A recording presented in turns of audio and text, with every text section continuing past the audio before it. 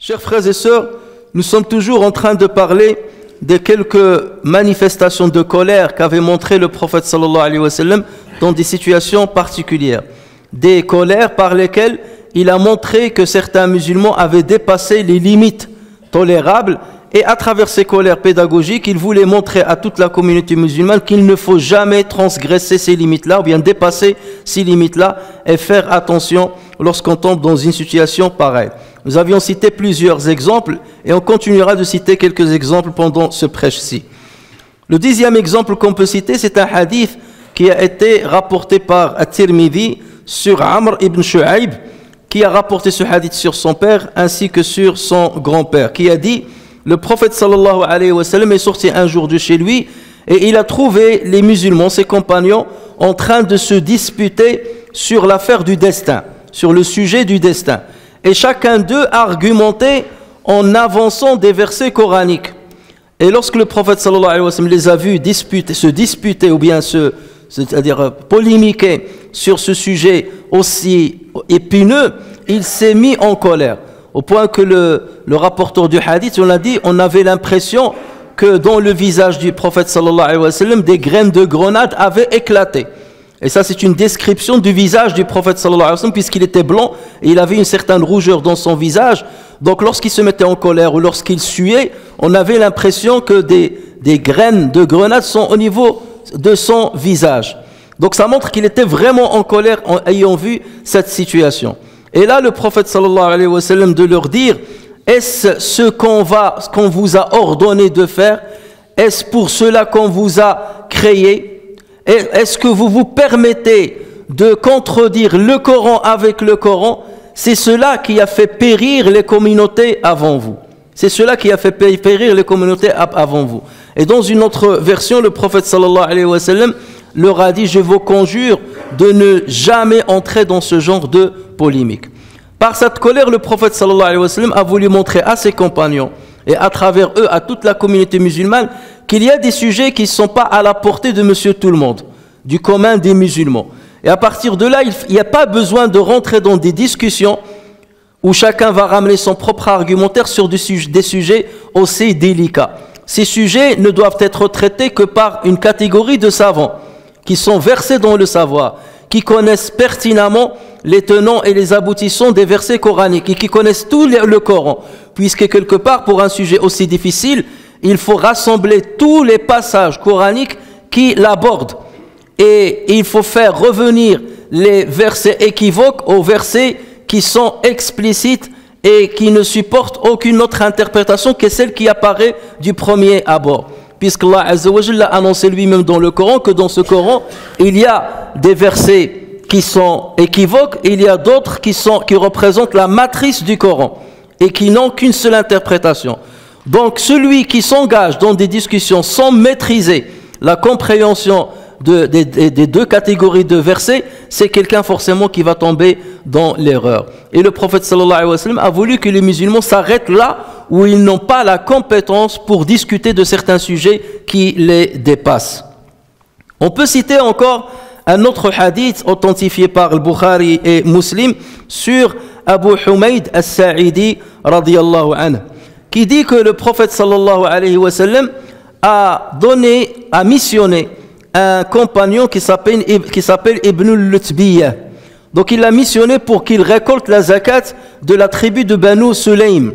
Et vous savez très bien que Allah Azza wa Jalla dans le Coran nous montre que la zakat elle est distribuée à 8 catégories de personnes. Et parmi lesquelles il y a les fonctionnaires quelque part, on peut les appeler ainsi, les fonctionnaires qui s'occupent de récolter zakat, de calculer combien chacun des musulmans doit donner comme zakat. Donc le but c'était pas seulement de la récolter, mais c'était d'aider les musulmans à leur dire voilà ce que vous avez comme bétail, voilà ce que vous avez comme liquidité, je vous calcule ce que vous devez donner comme zakat, et ensuite récolter cette zakat et la ramener au prophète sallallahu alayhi wa sallam afin qu'il la distribue à tout le monde. Et parmi ceux à qui il la distribue, ceux qui travaillent pour la récolter. Donc Ibn Lutbiya, lorsqu'il est parti chez Banu Sulaym et qu'il a récolté la zakat, il est revenu chez le prophète sallallahu alayhi wa sallam et il lui a dit, voici la zakat pour laquelle tu m'as envoyé, quant à cet argent-là, ça c'est un cadeau qu'on m'a offert. C'est un cadeau qu'on m'a offert. Et là, le prophète sallallahu alayhi wa sallam s'est mis en colère. Il lui a dit, tu n'as qu'à rester dans la demeure de ton père ou de ta mère et on verra bien si les gens vont te ramener ce cadeau jusqu'à chez toi. Et tout de suite après, le prophète sallallahu alayhi wa sallam s'est mis devant tous les musulmans, les a rassemblés et il a fait un prêche. Après avoir présenté des louanges, fait des louanges à Allah Azza wa Jal, il leur a dit, sachez que je missionne certains parmi vous sur des missions, sur des responsabilités qu'Allah Azza wa Jal m'a attribuées. Et l'un de vous vient pour me dire que ceci vous appartient et ceci c'est un cadeau qui m'appartient, qui m'a été offert. Et il a répété exactement la même chose qu'il a dit à Ibn Lutbiya. Il a dit que l'un de vous reste chez son père et chez sa mère et on verra si les gens vont lui donner cette rétribution ou bien lui donner ce cadeau. Et donc ensuite le prophète sallallahu alayhi wa sallam a dit, sachez que le jour du jugement, ceux qui ont fait ça, je les verrai le jour du jugement. Certains viendront avec un chameau qu'il a volé, parce que le chameau faisait partie de zakat, et peut-être qu'il l'a, c'est-à-dire ça lui a été donné comme un cadeau alors qu'il ne le mérite pas, ou bien il viendra avec une vache, avec le bruit que donne le sang que donne la vache, ou bien il viendra avec une chatte, ça veut dire un ovin ou bien un caprin. Donc il viendra avec, ça veut dire c'est ce qu'il a volé va témoigner contre lui. Et donc le prophète sallallahu alayhi wa sallam, à travers cette colère, il est en train de nous donner une leçon. C'est que lorsqu'on te donne une responsabilité, que tu es un fonctionnaire, ou bien un de tes responsables, ton employeur te donne une responsabilité sur laquelle tu es rétribué, tu as un salaire, tu dois te contenter de ce salaire-là. Dès lors que tu vas commencer à toucher au départ au cadeau, tu vas dire, ben, au départ le cadeau c'est licite, donc aujourd'hui je vais prendre un cadeau, le lendemain un cadeau, et après on va prendre l'habitude. Et de fil en aiguille, Shaitan va te faire basculer vers le haram. Et là tu vas accepter un jour ou l'autre, tu vas accepter les deux sous-tables pour ne pas accomplir ton devoir comme il le faut, pour faire un passe-droit. Et donc le prophète sallallahu alayhi wa sallam justement a voulu en rompre avec cette tradition-là pour qu'on ne passe pas à ce qui est franchement interdit, à savoir les pots de vin ou bien les dessous de table.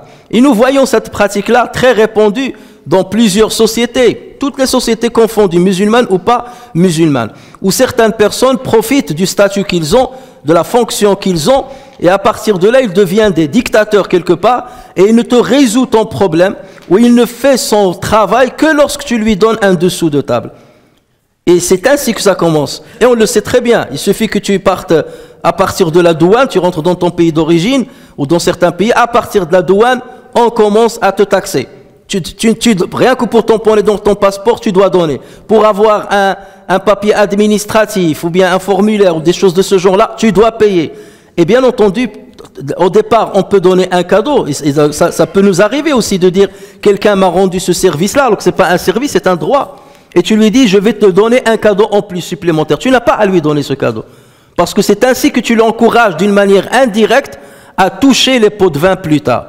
Donc le prophète sallallahu alayhi wa sallam, s'il s'est mis en colère dans cette situation-là et qu'il a parlé de cette manière difficile et franche avec ce compagnon-là et avec les musulmans, c'est pour éviter que les musulmans ne basculent vers les pots de vin ou vers ce qui est interdit d'une manière générale. Chers frères et sœurs, on peut citer encore un autre exemple qui a été rapporté par Muslim sur Abu Mas'ud, Uqba ibn Amr. Il dit que j'étais un jour en train de frapper mon esclave. J'étais avec un fouet. J'étais en train de frapper mon esclave avec un fouet et j'ai entendu une voix derrière moi qui disait « Sache Aba Mas'ud, sache Aba Mas'ud ». Mais j'ai pas pu distinguer la suite de la parole tellement j'étais en colère, tellement je criais et tout. J'ai entendu seulement « Sache Aba Mas'ud ». Et lorsque je me suis tourné, c'était le prophète sallallahu alayhi wa sallam qui s'est rapproché de moi. Et le prophète sallallahu alayhi wa sallam, il répétait « Sache Aba Mas'ud, sache Aba Mas'ud ». Il attendait que je me calme pour me dire une phrase. Et dès que je l'ai vu, j'ai lâché le fouet de ma main, tellement je le craignais. Et donc le prophète sallallahu alayhi wa sallam m'a dit, sache Aba Mas'oud qu'Allah Azza wa Jal a plus de puissance sur toi que ce que tu n'as sur cet homme-là, sur cet esclave. Dieu a plus de puissance sur toi que ce que tu n'as sur cet esclave. Autrement dit, le prophète sallallahu alayhi wa sallam le menaçait indirectement. Si tu continues à te comporter avec autant d'injustice envers cet esclave, Allah Azza wa Jal se vengera pour lui. Il se vengera pour lui. Et il te mettra dans une épreuve de laquelle tu ne pourras pas sortir. Et donc, à partir de là, Abu Mas'oud radiyallahu anhu a dit, depuis, je me suis engagé à ne jamais toucher un de mes esclaves. Nous savons très bien qu'avant l'avènement de l'islam, l'esclavagisme était répandu dans le monde entier. Ça ne concernait pas que les Arabes. Il était répandu dans le monde entier. Et encore, il y a quelques siècles, même en Occident. Et pas très longtemps d'ailleurs, même aux États-Unis. Donc, c'est pour vous dire, lorsque l'islam est venu, il a voulu arrêter cette pratique-là, d'asservir les êtres humains. Mais il ne pouvait pas le faire du jour au lendemain. Il a mis tout un programme afin que cette situation-là s'arrête progressivement. Pourquoi? Parce que les esclaves à l'époque ne pouvaient pas se passer de leur maître et vice-versa. Donc il a fallu le faire d'une manière graduelle. Et Allah Azza wa Jal a mis une batterie de lois religieuses afin de libérer les esclaves, afin d'affranchir les esclaves. Il a mis plusieurs expiations concernant certains péchés bien particuliers afin de libérer les esclaves. Comme par exemple celui, ça c'était une tradition à l'époque à Médine, les hommes qui disaient à leurs femmes, je te considère comme le dos de ma mère. Autrement dit, ça c'était un divorce à jamais. Et ça c'était ce qu'on appelle az-zihar. Ça c'était interdit. Allah Azza wa Jalla l'a interdit d'une manière explicite dans Surat al-Mujadila. Et Allah Azza wa Jalla a dit, celui qui accomplit cette pratique-là, ou qui ose parler à sa femme de cette manière-là, ne pourra pas revenir à elle, sauf s'il donne une expiation. Et ensuite, il a donné graduellement ce qu'est l'expiation. D'abord, il a dit, il faut qu'il affranchisse un esclave, pour qu'Allah Azza wa Jalla lui pardonne. S'il ne trouve pas, donc c'est là où il doit jeûner 2 mois successifs, et s'il ne peut pas, dans ce cas, il faut qu'il nourrisse 60 pauvres. Mais il a commencé d'abord par l'expiation des esclaves. Donc c'était un moyen pour libérer les esclaves qui existaient à l'époque. Il a interdit l'esclavagisme dès que l'islam a commencé, et il a commencé à libérer les esclaves qui existaient. Il en était de même pour celui qui a commis un homicide involontaire. Pour se faire pardonner, il devait affranchir un esclave, soit son propre esclave, soit acheter avec son argent un esclave et le libérer pour lui rendre la liberté. C'était aussi le cas pour quelqu'un qui a tenu un serment et qui ne l'a pas respecté. Pour se faire pardonner, parmi les expiations qu'il pouvait faire, c'est le fait d'affranchir un esclave. Donc, et en même temps, en attendant justement que cette pratique s'arrête définitivement, le prophète sallallahu alayhi wa sallam a ordonné aux musulmans de bien se comporter avec leurs esclaves comme s'ils se comportaient avec leurs propres enfants. Et même le mot esclave, il l'a interdit. Il a dit dorénavant, vous n'appelez plus les esclaves mon esclave, mais tu dis mon enfant, fatay, comme si mon enfant. Et le prophète sallallahu alayhi wa sallam leur dit, considérez-les comme vos frères. Et le Coran aussi l'a stipulé de cette manière. Et il a demandé à ce que les maîtres se comportent avec bienfaisance, avec miséricorde envers ses esclaves.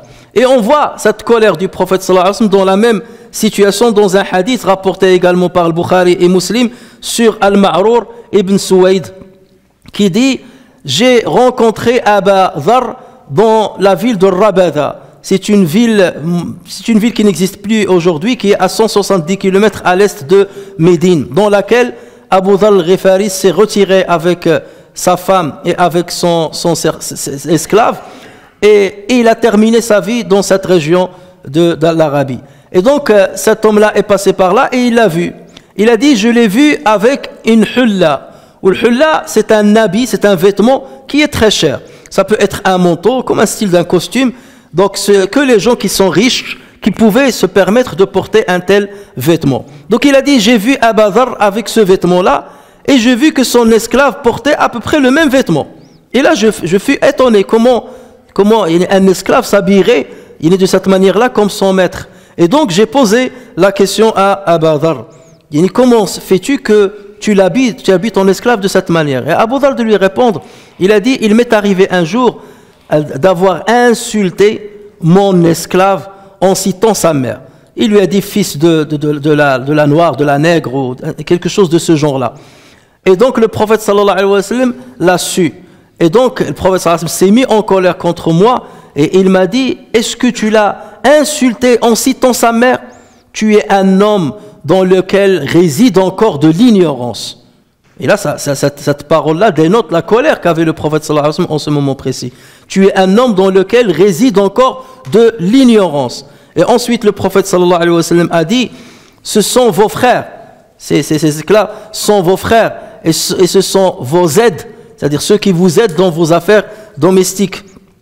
Et donc ensuite, il a dit, Allah Azza wa Jal les a mis sous vos mains, c'est-à-dire il vous a donné la domination sur vous. Alors lorsque l'un de vous a un de ses frères qui est sous sa domination ou sous sa responsabilité, qu'il le fasse nourrir des aliments qu'il mange lui-même, qu'il le fasse nourrir de la même nourriture que lui-même il mange, et qu'il le fasse habiller avec les mêmes habits qu'il porte lui-même, et ne les chargez pas avec des responsabilités lourdes, sauf si vous les aidez à les accomplir. Donc ce conseil-là, Abu Dharr al-Ghifari l'a très bien compris, l'a très bien saisi, et depuis, il nourrissait, et il n'est pas le seul, tous les compagnons nourrissaient leurs esclaves de la même nourriture que eux, ils ne leur donnaient pas les restes de leur nourriture, et ils leur donnaient les mêmes habits que eux, et ils se comportaient avec eux comme ils se comportaient avec leurs propres enfants. Et lorsqu'on voit le prophète sallallahu alayhi wa sallam, comment il défendait cette catégorie de personnes qui étaient fragiles, il avait le même comportement et la même attitude, même avec des animaux. Et d'ailleurs, Abu Daoud et Ahmed rapportent sur Abdullah ibn Mas'ud qu'il disait, un jour nous étions en voyage avec le prophète sallallahu alayhi wa sallam, et nous avons trouvé un oiseau qu'on appelle Hummara, un petit oiseau, avec deux petits. Et pendant ce temps-là, le prophète sallallahu alayhi wa sallam était à accomplir un besoin naturel. Et donc ce qu'on a fait, on a pris les deux petits les deux oisillons, on les a pris. Peut-être qu'il voulait les griller, tishbiyin. Et donc le prophète sallallahu alayhi wa sallam, lorsqu'il est revenu, il a vu que la maman, la femelle, était en train de voler autour des compagnons, comme si elle cherchait ses petits, comme si elle revendiquait ses petits. Et lorsque le prophète sallallahu alayhi wa sallam l'a vu dans cet état, et il a vu les compagnons avec ces deux oisillons, il a dit, qui a effrayé cette femelle par rapport à ses petits? Rendez-lui ces petits. Et là, il s'y met en colère. Rendez-lui ces petits. Et vous croyez que c'est ces deux petits-là qui vont vous donner la satiété, qui vont étancher arrêter votre faim? Et pendant ce temps-là, vous effrayez cette mère. Rendez-lui ces petits. Et il a dit dans le même voyage, le prophète sallallahu alayhi wa sallam a remarqué qu'on a brûlé une fourmilière. Et il a dit, qui a brûlé cette fourmilière? Nous avons dit, nous. Et le prophète sallallahu alayhi wa sallam a dit, il n'appartient pas à quelqu'un de châtier ou de punir avec le feu, si ce n'est le Seigneur du feu. Autrement, il n'y a qu'Allah Azza wa Jal qui peut châtier avec le feu. Personne n'a le droit de brûler avec le feu un être humain ou bien un animal, aussi petit soit-il, même s'il s'agit d'un insecte. Le prophète sallallahu alayhi wa sallam, là, il a défendu une fourmilière, des petites fourmis. Donc regardez comment le prophète sallallahu alayhi wa sallam pouvait se mettre en colère pour défendre les droits des plus fragiles, qu'il s'agisse d'êtres humains ou bien de simples animaux. Et Muslim rapporte sur Ibn Omar radiyallahu anhuma qu'il y a un groupe de jeunes qui avaient pris une poule, ils l'avaient attachée et ils ont commencé à la cibler avec des pierres. Qui va la toucher le premier? Et donc Ibn Omar, lorsqu'il est venu, dès qu'ils l'ont vu, les enfants savaient qu'il allait se mettre en colère, ils se sont dispersés. Et Ibn Omar, donc il est rentré dans une colère noire et il leur a dit, pourquoi vous faites ça? Le prophète sallallahu alayhi wa sallam a maudit toute personne qui prend un animal pour cible. Le prophète a maudit toute personne qui prend un animal pour cible. Ou bien tout ce que porte une âme. Le prophète sallallahu alayhi wa sallam a maudit celui qui a pris pour cible tout ce que porte une âme, qu'il s'agisse d'un être humain ou bien d'un animal. Donc vous voyez encore une fois, chers frères et sœurs, que la colère du prophète sallallahu alayhi wa sallam dans ce genre de circonstances est une colère pédagogique qui permet de montrer aux musulmans la gravité de ce qu'ils peuvent commettre et de montrer qu'ils ont peut-être affranchi certaines limites que Allah Azza wa Jal ne tolérerait pas. Chers frères et sœurs, nous terminons avec deux histoires qui montrent comment le prophète sallallahu alayhi wa sallam se mettait en colère. Dans un hadith rapporté par le Bukhari et Muslim sur Zayd ibn Khalid al-Juhani, ce dernier dit, quelqu'un a posé une question au prophète sallallahu alayhi wa sallam sur les objets trouvés, qu'il s'agisse de l'or ou qu'il s'agisse de l'argent. Et le prophète sallallahu alayhi wa sallam a dit à la personne, remarque bien les signes de ce que tu as trouvé par terre, ce qui caractérise ce que tu as trouvé par terre.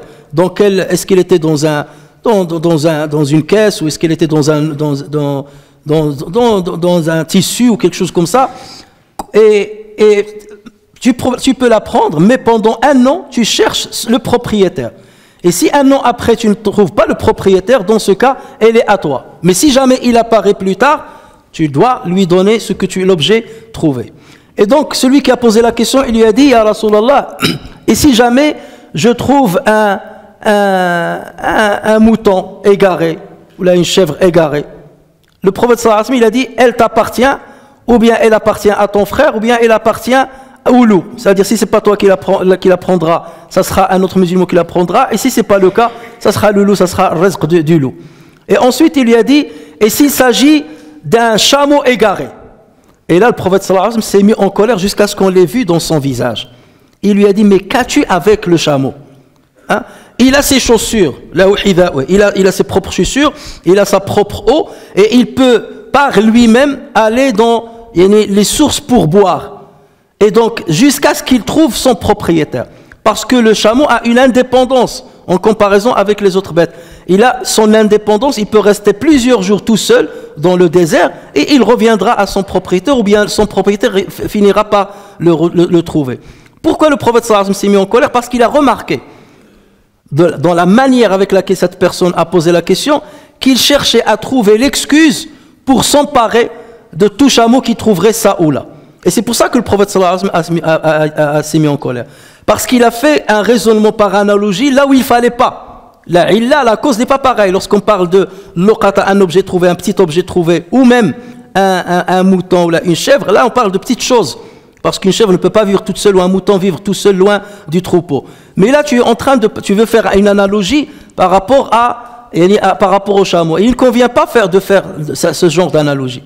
Et cette colère du prophète sallallahu alayhi wa sallam se ferait à toute personne aussi qui essaye de trouver une fatwa qui correspond à ce qu'il veut, à ce que sa passion lui dicte. Et cette colère-là aussi aurait été manifestée par le prophète sallallahu alayhi wa sallam contre une catégorie de personnes qui, lorsqu'il pose une question à quelqu'un, une question religieuse, la manière avec laquelle il présente la question est une manière tordue, parce qu'il veut que le mufti lui donne la fatwa qui correspond à ce qu'il veut. Donc il ne dit pas toute la vérité, il ne dévoile pas toute la vérité. Il cache une partie, il montre une autre partie. Et il sait que si je dis al-mufti cette phrase, il va me dire que c'est haram. Donc moi je vais lui dire une autre phrase, pour qu'il aille dans mon sens. Et donc là c'est dangereux de jouer avec la religion sans avoir les compétences pour répondre par exemple à des questions qui peuvent être cruciales. Et la même colère, le prophète sallallahu alayhi wa sallam l'a manifesté lorsqu'un groupe de musulmans était dans un voyage et l'un parmi eux a été blessé dans la tête. Et il a fait un rêve charnel pendant la nuit. Le lendemain matin, il a dit aux compagnons, est-ce que vous trouvez que je peux bénéficier de la dérogation de l'accomplir sur le mutayammum? Parce que si je me lave tout le corps alors que je suis blessé dans ma tête, ça risque de me faire mal. Ils lui ont dit, on considère que tu n'as pas droit à la dérogation puisque tu peux avoir accès à l'eau. Donc l'homme, qu'est-ce qu'il a fait? Il s'est lavé. Et une fois il s'est lavé, sa blessure s'est aggravée et il est mort, suite justement à ce lavage. Lorsqu'ils sont revenus chez le prophète sallallahu alayhi wa sallam, ils lui ont parlé de ce qui s'est passé, le prophète sallallahu alayhi wa sallam s'est mis en colère.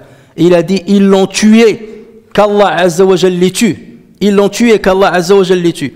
Il appartient à celui qui n'a pas de connaissance de poser la question à ceux qui ont une connaissance. Autrement dit, il n'appartient pas à un musulman de trancher dans une affaire alors qu'il n'a pas la compétence ou les compétences requises pour donner une fatwa ou donner un avis dessus. Vaut mieux laisser l'affaire à ceux qui maîtrisent la religion afin de donner des réponses, parce que parfois on peut donner des réponses comme ça à l'emporte-pièce et causer des drames dans des familles ou causer des drames pour des personnes. Donc c'est une batterie d'exemples qu'on a cités, il y en a beaucoup d'autres qui montrent quelles sont les différentes situations dans lesquelles le prophète sallallahu alayhi wa sallam s'est mis en colère. Et vous voyez bien que c'est une colère maîtrisée, c'est une colère bénie, c'est une colère qui est éducative et qui permet aux musulmans de savoir quelles sont les limites à ne pas passer.